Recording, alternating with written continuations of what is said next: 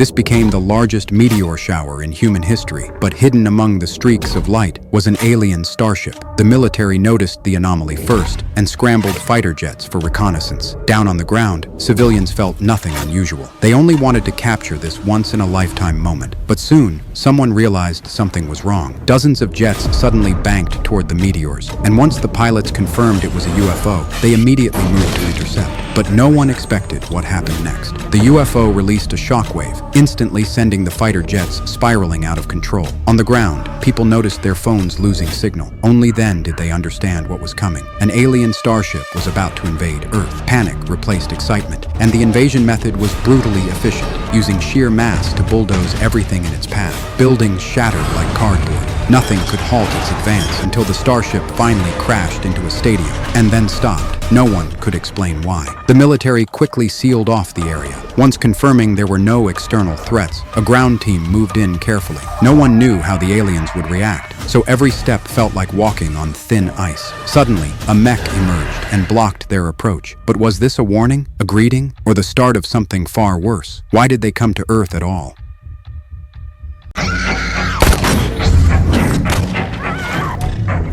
Even though the woman had tried to kill him moments ago, the alien didn't hesitate to save her. And right then, the woman was completely stunned because she realized the alien looked no different from a human. That instantly reminded her of her best friend. Just one day earlier, her friend wanted to help her out, so she went up to the rooftop alone to film shooting stars. But at that moment, a swarm of fighter jets roared across the sky, chasing what turned out to be an alien ship. The military immediately opened fire, but it didn't do anything at all. Instead, the ship began falling straight toward the ground. People on the streets started to evacuate, but the ship was coming down way too fast. It shredded everything it touched on the way down.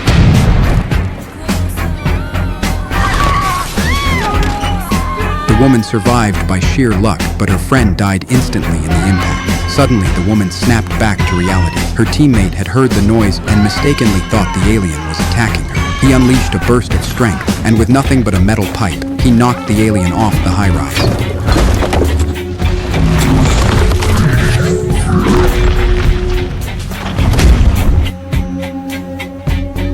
But when they reached the crash site, only the mech suit was left behind. The alien inside had already vanished. The blood nearby showed he had escaped while wounded. The team immediately started examining the mech suit, but the woman quickly noticed the alien was nearby, pretending to be dead. Now the question is, will she expose him?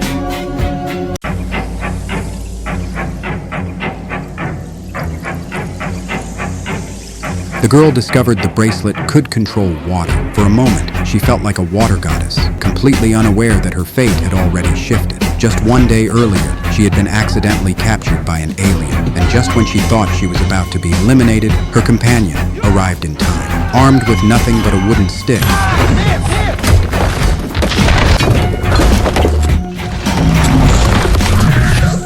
He somehow dealt the alien a serious injury, but when they tried to finish the job, they realized the armor was empty. The alien was already gone. Curious, her companion moved in to investigate, but the girl noticed something else. The badly wounded alien hiding in the corner. Seeing how injured he was, her kindness suddenly overflowed. She didn't tell her companion and waited until everyone left, then secretly went back. She actually wanted to save the alien, but what on earth was her motive? After taking the alien away, she called her doctor friend, and after checking him, they discovered his body was structured just like a human's. So, would a blood transfusion work? Nobody knew, but there were no other options left. The girl made a quick decision. She would donate her own blood. But unexpectedly, her doctor friend fainted at the sight of blood. So the girl had to operate on her own. But could she really save an alien this way?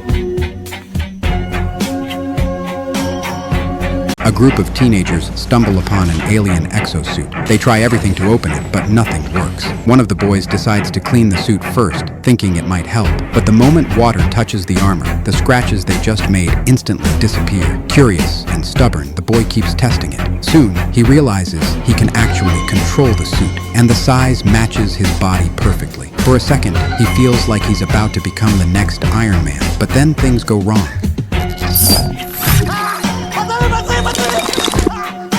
The suit suddenly comes alive, trying to swallow him whole. Luckily, his friends jump in and pull him out just in time. Shaken by how dangerous this alien tech is, the boy decides it's better to turn it over to the authorities. Yet fate has other plans. Just as he tries to hand it in, public outrage against the government erupts. Some citizens start a full-on riot. In the chaos, one of the boy's friends is mistaken for a rebel, and the government sends mounted troops to crush the crowd. Instead of calming things down, it only fuels the violence. The boy tries to step in and stop it, but ends up being labeled a violent agitator himself. No one knows how long the riot lasts before it finally dies down. When the dust settles, the boy still thinks about surrendering the suit, but the sight of his injured friend makes him hesitate, and that one decision is something he will regret for the rest of his life. A man grits his teeth through the pain just to force that alien armor onto his body.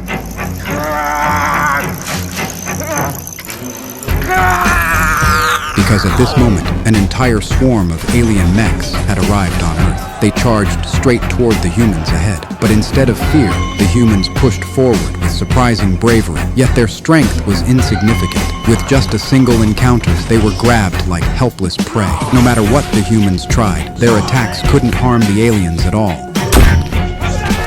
But strangely, the aliens didn't kill anyone. So why were they doing this?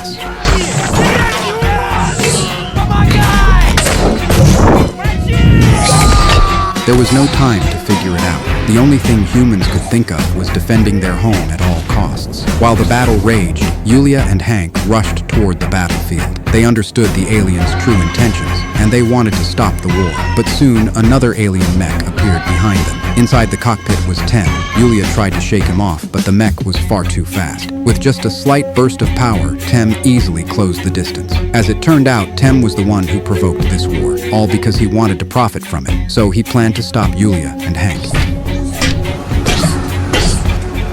Yulia kept waiting for an opening, but the mech's speed was overwhelming. She tried the same trick again.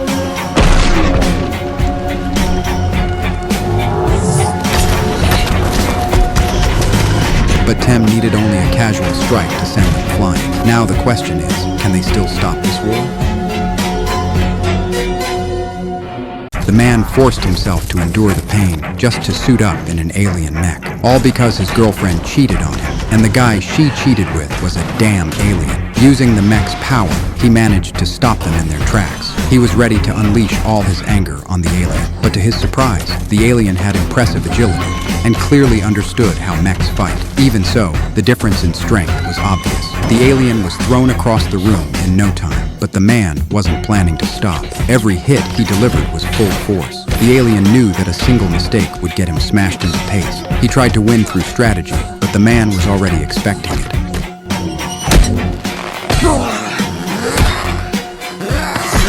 That's when the girlfriend finally woke up. The moment she saw what was happening, she actually drove the car into her boyfriend.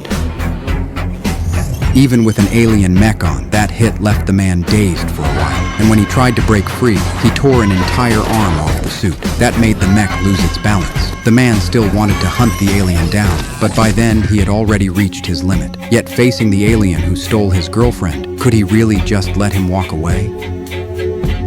Water drifted out the window as if it broke free from gravity. Pipes burst one after another, and the water shot straight into the sky. This alien tech used water as energy, allowing it to cross star systems with ease. 3 years ago, an alien spacecraft crashed by accident. After a violent clash, the alien named Arthur used his life force to save Yulia. For the next 3 years, scientists kept running experiments on her. Whenever Yulia's emotions shifted, water around her moved under her control. To provoke a reaction, the scientists brought in her ex-boyfriend, Ivan. Memories flooded her mind, and Yulia suddenly blew up the entire pool. Feeling overwhelmed, she tried to drink at a bar, only to discover something shocking. Arthur, who vanished 3 years ago, had returned. He hacked a car using the ship's AI system and helped Yulia escape from military surveillance. But he didn't know that someone had already infiltrated his ship. Soon, the military tracked them down via satellite. The general ordered his men to capture them alive. But the alien AI hacked the comms network and pushed the soldiers to eliminate both targets and retrieve the wristband. Arthur sensed something was wrong, so he took Yulia to a lakeside location and activated a craft hidden underwater. But right as Yulia boarded, a bullet hit her shoulder.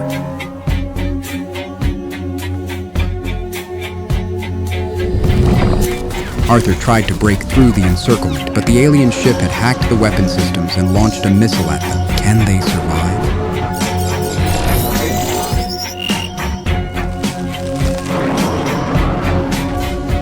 The girl discovered that her bracelet could control water flow. She felt like she had become some kind of water deity, yet she had no idea her fate had already changed. To obtain the bracelet, the government even sent in a special forces unit. At that moment, the girl was making out with her boyfriend, but he sensed something was off. It was as if he had some kind of special ability. He took the girl and escaped from the encirclement. Only then did the girl learn that her boyfriend was actually an alien. But just as she was about to follow him up, an accident suddenly happened.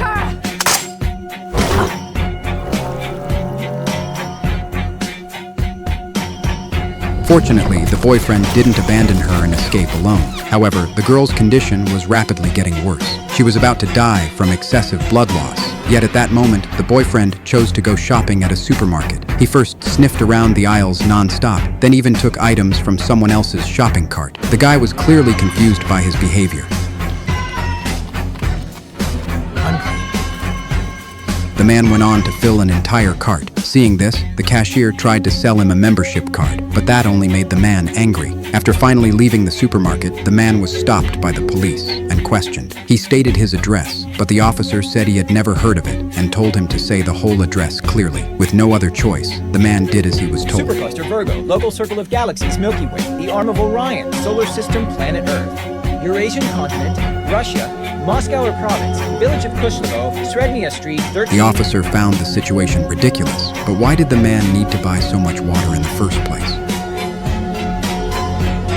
Anna notices that the man's teeth are glowing. Before she can even react, howls suddenly echo from all around. Curious, Anna looks over, only to discover that the man has already collapsed, dead on the ground. Soon after, a disturbing piece of news begins to spread. Every billionaire listed on the Forbes rankings has died under mysterious circumstances. As the investigation deepens, it's revealed that all the victims belong to the very top tier of the ultra-wealthy. And before their deaths, their teeth emitted a strange white glow, as if the wealth inside their bodies was releasing its final light before the end. When Anna arrives at her company, she realizes no one is focused on work anymore. The boss, whose teeth are glowing as well, has already gone completely insane. With the deaths of the elite wealthy, countless factories shut down one after another. Unemployed civilians begin to riot. Scenes of smashing, looting, and arson start appearing across the streets. Anna rushes home to pack her bags, planning to flee as soon as possible. But driven by greed, she still can't resist packing up her valuables. Just as she's about to leave, the doorbell suddenly rings. Several fully armed soldiers inform Anna that she has been placed on a special protection list. Now that Anna herself has already joined the ranks of the wealthy, will she be the next target hunted down by death?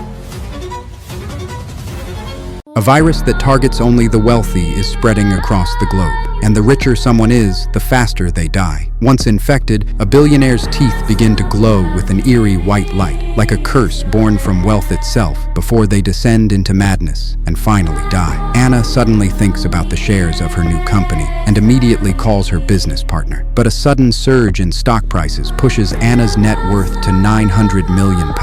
She officially steps into the ranks of the ultra-wealthy, yet she feels no joy at all. If this wealth virus truly exists, then death is no longer far away for her. When Anna returns home, fully armed special forces are already waiting for her. They demand that she leave immediately, claiming it's for her special protection. Anna quickly realizes this is nothing more than the government's disguised detention of the rich. She pretends to cooperate, then seizes the opportunity to escape through the bathroom window, beginning her run for survival. But the military has already started identifying and detaining wealthy individuals at major transportation hubs. With no other choice, Anna pays an outrageous price for a seat on a private jet. The airport now looks like a refugee camp. Once untouchable elites are desperately pushing their way onto private planes, as if demons are chasing them from behind. Before boarding, Anna plans to transfer her assets to her agent for safekeeping, hoping to lower her net worth. But after hearing her request, the agent instantly understands her intentions. Without a word, he quietly walks away. Left with no options, Anna boards the escape plane. But not long after takeoff, the virus reveals itself on board. A billionaire's teeth suddenly begin to glow. The cabin erupts into chaos.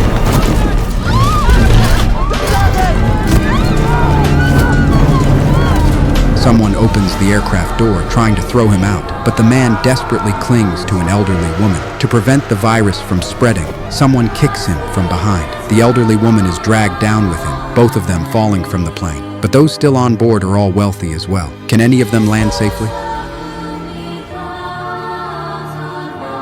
Anna saw the billionaire's teeth glinting in the light. Before she could even react, a terrifying roar echoed all around her. When Anna looked again, the world's richest man had suddenly collapsed, dead on the spot. Soon after, a disturbing piece of news began to spread. Every billionaire listed on the Forbes ranking was dying under mysterious circumstances, and the wealthier they were, the faster death came for them. Before dying, their teeth would emit a strange white glow, as if the fortune inside their bodies was releasing its final light. The government quickly used this as an excuse to detain the wealthy. To avoid being caught up in it, Anna seized the chance to escape and seek protection from her husband. Luckily, she managed to meet him without incident, but the area was already under military lockdown. Anna was carrying a large amount of assets with her, and there was no time to hide them during the inspection. She was certain her identity as a wealthy person was about to be exposed.